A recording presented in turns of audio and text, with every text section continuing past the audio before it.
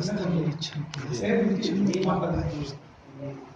आज के पूर्व भी मैं आया था, तो वहाँ पर कथित रूप से 4 कर्मी मिले और उन लोगों ने पूछताछ के क्रम में बताया कि मेरी बहाली की गई है। तो हमने कहा कि किस आधार पर बहाली हुई है, बहाली का कोई साक्ष्य है क्या? वो लोग बोले नहीं, मेरे पास कुछ नहीं है, हम नहीं दिखा सकते हैं।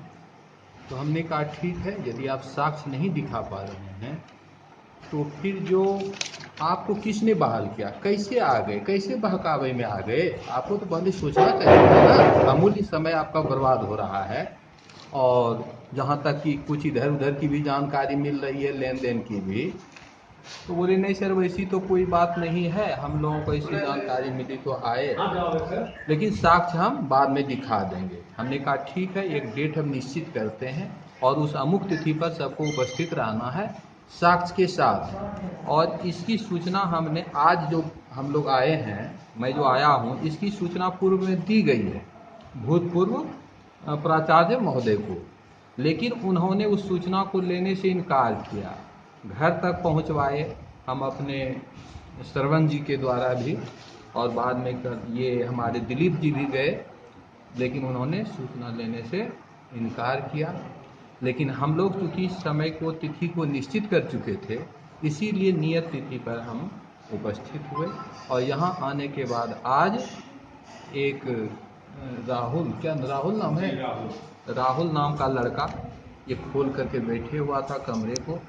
और जब इनसे कहा गया कि और कहाँ हैं, तो बोले सर पूजा पाठ में इन्वॉल्व हैं, कहाँ हैं उतना हम नहीं कर सकते हैं, और पूरा साक्ष्य हम कुछ नहीं दिखा पाए।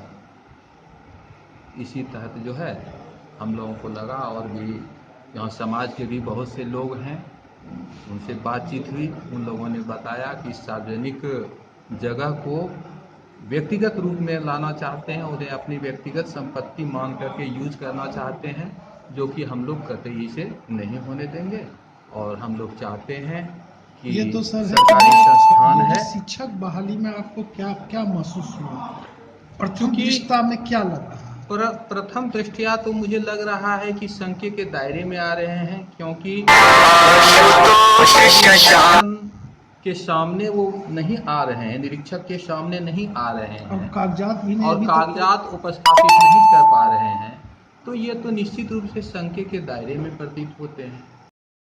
ये विद्यालय में वृक्ष का कटाई हो रहा था, शीशम पेड़ का कटाई। तो हमने कि बीओ सर को दूरभाष पर बताया था कि इस विद्यालय से शीशम कटाई हो रहा है और इसको रोक लगा के, और इस विद्यालय का, क्योंकि ये विनोदानंद झा जी रिटायर होने वाले हैं इसी माह जुलाई 31 को, तो सर से हम लोग आग्रह किए थे कि इस विद्यालय में अपने कब्जे में लेकर, और जो भी कि सरकार का नियमावली है उसके अनुसार इस विद्यालय को संचालित कीजिए। तो सर बोले थे कि ठीक है अमित जी, मैं कि विनोदानंद जी से बात करके मैं ये करवाता हूँ। पेड़ कटाई तो बंद हो गया था। उसके बाद जब ये रिटायर्ड हुए तो हमको अज्ञात लोगों से पता चला कि यहाँ पर कमेटी गठित की जा रही है, और उस कमेटी में बहुत दूर दराज के लोग हैं। यहाँ नगर पंचायत के बहुत कम ही लोग शामिल हैं उस कमेटी में। तो हमने उसका जानकारी मांगा कि विभाग से कि कौन सा कमेटी गठित हुआ भैया संस्कृत भूषण विद्यालय में।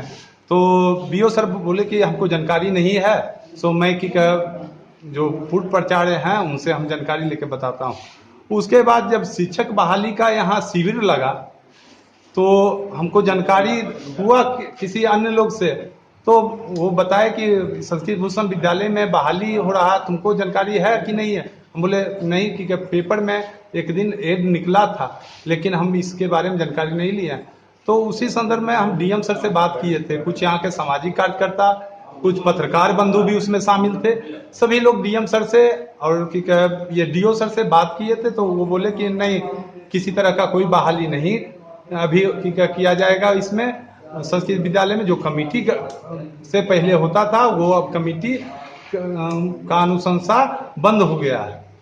सो ये गलत फर्जी तरीके से बहाली की जा रही है, इसकी हम जांच करवाएंगे। चार को तो हो गया, आदेशपाल हो गया, शिक्षक हो गया, शिक्षिका हो गई, बहाल तो हो गया। ये कथित बहाली है। अभी तक आज तक ये पेपर ना बीओ कार्यालय में है, ना डीओ कार्यालय में है, ना जिला पदाधिकारी। चाचा बैठिए ना।